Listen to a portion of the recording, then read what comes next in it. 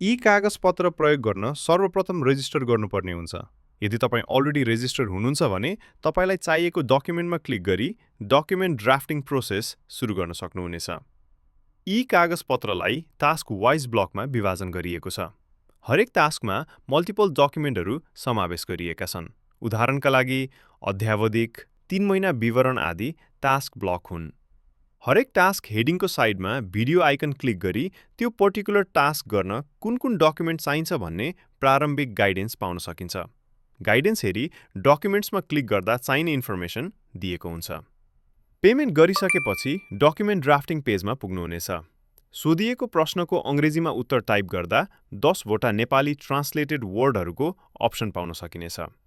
साइडमा भएको video सेक्सनलाई click गरी कानुनी प्रावधान, practical process, document drafting process र आवश्यक अरू प्रावधान सिकी ड्राफ्टिङ गर्नका साथै त्यो पर्टिकुलर टास्क गर्नका लागि सम्पूर्ण ज्ञान लिन सकिन्छ। हरेक भिडियोमा रहेको कानुनी प्रावधानहरू अनुभवी कानुन व्यवसायीद्वारा तयार पारिएका हुन्।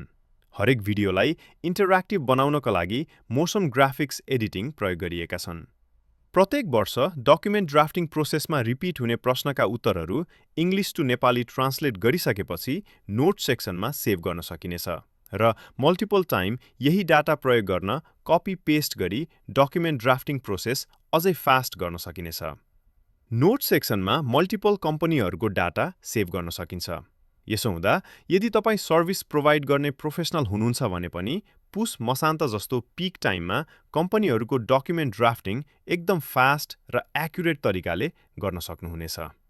सोधिएका हरेक प्रश्नका उत्तर दिएपछि प्रिन्ट प्रिभ्यूमा क्लिक गरी डकुमेन्ट प्रिभ्यू गर्न सक्नुहुनेछ।